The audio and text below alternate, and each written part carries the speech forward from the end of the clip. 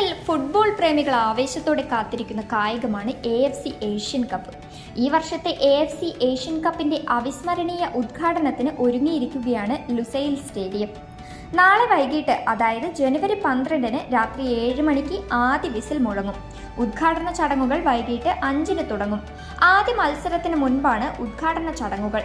രാത്രി 7 മണിക്ക് ഖത്തറും ലെബനനും തമ്മിലാണ് മത്സരം. ഫെബ്രുവരി 10-ന് ഫൈനലിനും ലുസൈൽ വേദിയാകുന്നുണ്ട്. 88,000 കാണികളെ ഉൾക്കൊള്ളാൻ ശേഷിയുള്ളതാണ് സ്റ്റേഡിയം. സ്റ്റേഡിയത്തിൽ ഫാൻ സോണും കലാസാംസ്കാരിക പരിപാടികളും നടക്കും.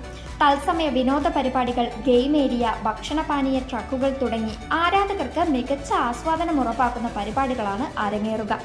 കാണികൾക്ക് സേവനങ്ങൾ നൽകാൻ 6,000 വോളണ്ടിയർമാരെയാണ് ഏഷ്യൻ കപ്പിനായി നിയോഗിച്ചിരിക്കുന്നത്. എന്തായാലും ഫുട്ബോൾ പ്രേമികൾക്ക് ഈ പ്രാവശ്യത്തെ മത്സരം ആവേശം കൊള്ളിക്കുന്നതായിരിക്കുമെന്ന് ഉറപ്പാണ്.